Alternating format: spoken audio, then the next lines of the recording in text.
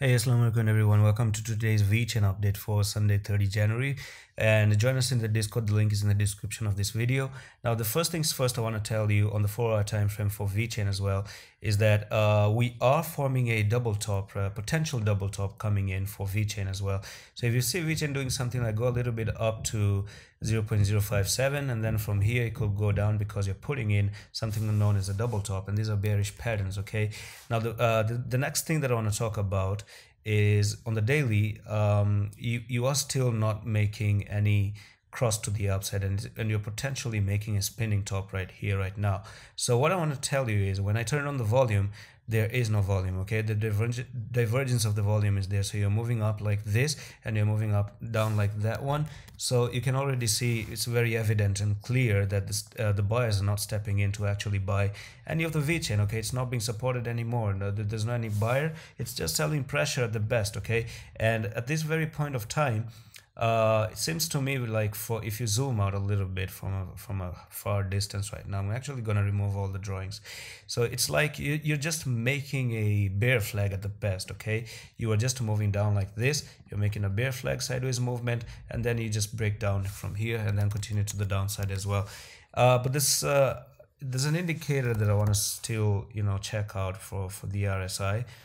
And the RSI is at the very oversold level on the daily. Okay, so this does tell us that it's in a department where you can actually buy, but there's something still that is actually missing. You see, you're putting in a big resistance line. Actually, this is going to be drawn like that. Okay, so this is a resistance line that you still have on the RSI. Now, when do you buy VeChain? When is it going to be actually quite kind of good to buy VeChain?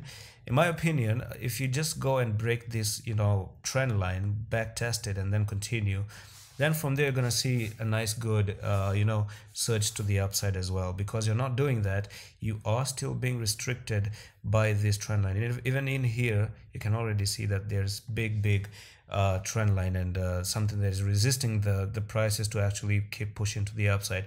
So the next touch of that trend line is by 10 of February. So by 10 of February, you could see a sideways movement like this, and then boom. Okay, from there you continue to the downside. But how is that going to translate on the RSI?